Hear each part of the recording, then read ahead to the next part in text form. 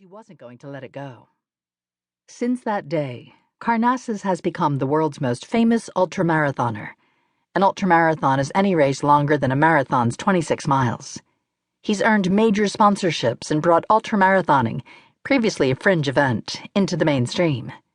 His 2005 memoir became a bestseller that not only introduced the sport to millions, but also inspired many thousands to have their own metaphorical 30th birthdays, to realize the ways in which their lives lacked meaning and figure out how to change that.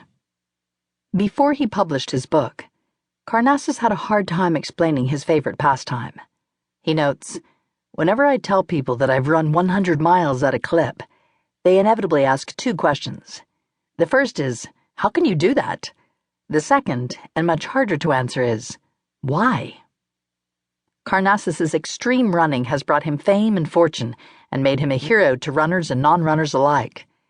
In 2007, Time magazine named him one of the 100 most influential people in the world. But these outcomes, Karnassus's success and the many people who have benefited from it, don't resolve that fundamental question. Why? What makes Karnassus want to run so tirelessly? What pushes him to get up early every morning and start running, and often spend all day and all night running too? This is a question of motivation. We humans, like all animals, do not do things that are good for us just because we know they are good for us. This might sound counterintuitive. After all, when you brushed your teeth this morning, you knew it was good for you. But the fact is, we are not motivated solely by knowledge of what's best. Knowledge alone has no motivational power. Karnassus didn't start running because he knew it would change his life. He did it because he wanted to feel something. We are motivated not predominantly by knowledge, but by emotions. Part of the reason you brushed your teeth this morning, and have every morning, is that you're afraid of the dental visits that will be required if you don't. You're probably also worried about morning breath.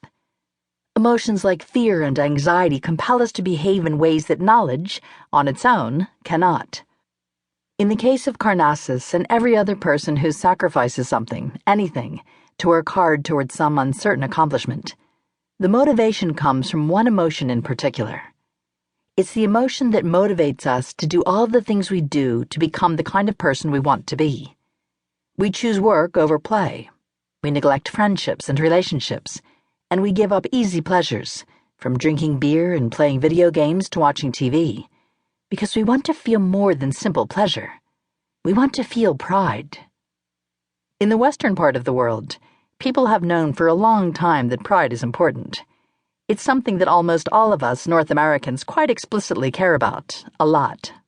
We know, without any doubt, that pride is something we want to feel in our jobs, our children, our ideologies and our belief systems, our sports teams, our country, and most essentially, ourselves.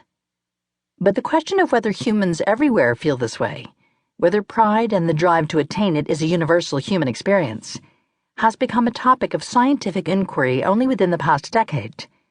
Until recently, scientists didn't think of pride as a significant force in human lives, or even for that matter as an emotion, at least not a fundamental, universal emotion that all humans share, like fear, anger, sadness, or joy.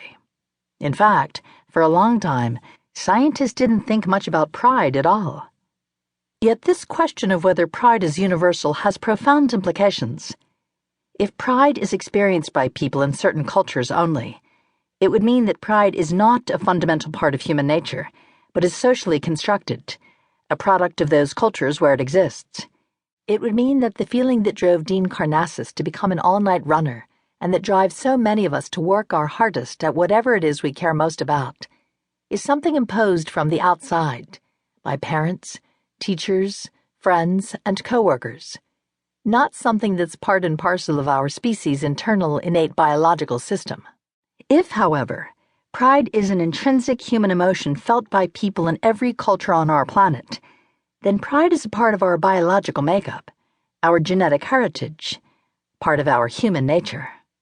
And if that's the case, it's almost certainly because Homo sapiens evolved to experience pride, that pride has adaptive benefits we've never fully understood.